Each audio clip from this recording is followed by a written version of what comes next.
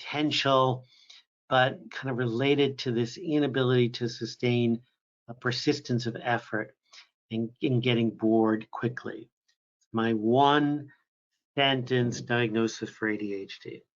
Obviously, there's more, but if we just take this journey and maybe go 100, maybe 120 years, through how we described our young kids with impulsivity or hyperactivity, and the diagnosis has changed, right? Every 20 years, you know, it was a moral problem in the early 1900s, these kids.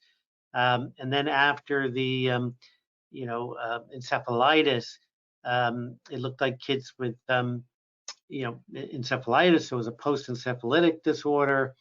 And then they went to brain injured. Then I think they felt bad for the kids in the 50s. Oh, it's just minimal brain damage. And then we went to hyperactivity, and with or without hyperactivity. I think part of the reason I kind of share this is there's so many misconceptions and confusion over the years through much of the DSM. But I think in the DSM-5, I think we understand the symptoms, the problem, the tremendous problem in all of psychiatry is that we just have a symptom-based model, right? So DSM-5, we can articulate what this ADHD is, what it looks like, what are the behavioral symptoms, but the DSM does not have any concept, discussion, or frankly, doesn't even care what is the cause. So it just creates this model of psychiatry that we're trying to redefine. And it's just kind of symptomatic medicine, which is the only way you can treat symptoms. It is, at least in our current model, is just medications, right? Depression is a Prozac deficiency, anxiety is a benzodiazepine deficiency, and hyperactivity or impulse control is a stimulant deficiency. So we have just watched the use of medications, not just in the US, but globally, just skyrocket. This is just up to 203, but 83% increase. So medication is the only answer that we have to a problem, which is just a list of behaviors.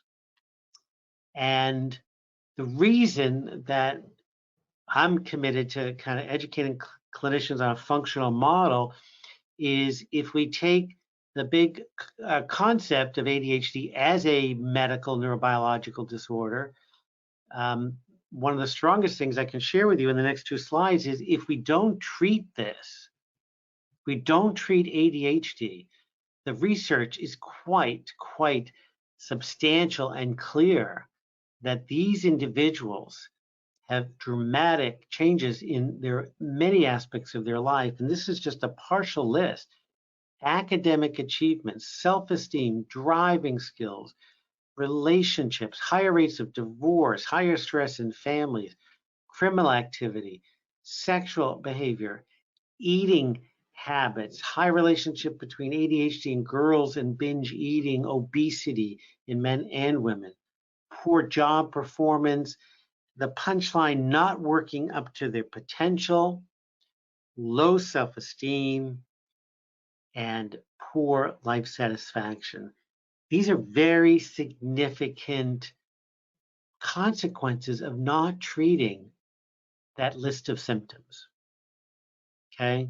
And we can take any of these and kind of blow it up, but certainly that low self-esteem and poor self-image from an early age sets a path of really destructive behavior and chronic dissatisfaction. And then we can get dramatic with the driving.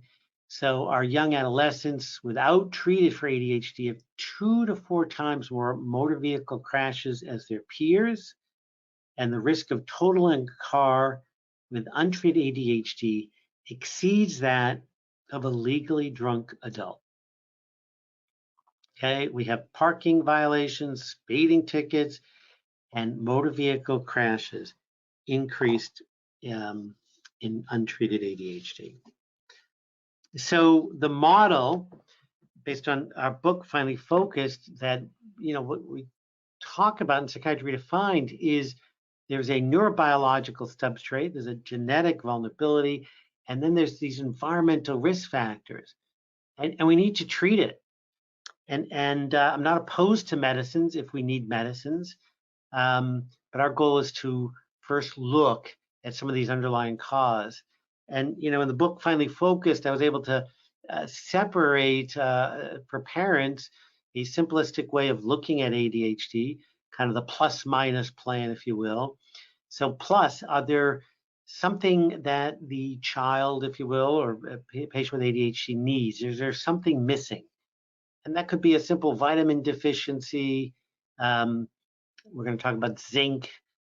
Um, could it be a hormone, vitamin D? Could it be light? Could it be affection and nurturing? Could it be nature? Could it be positive feedback?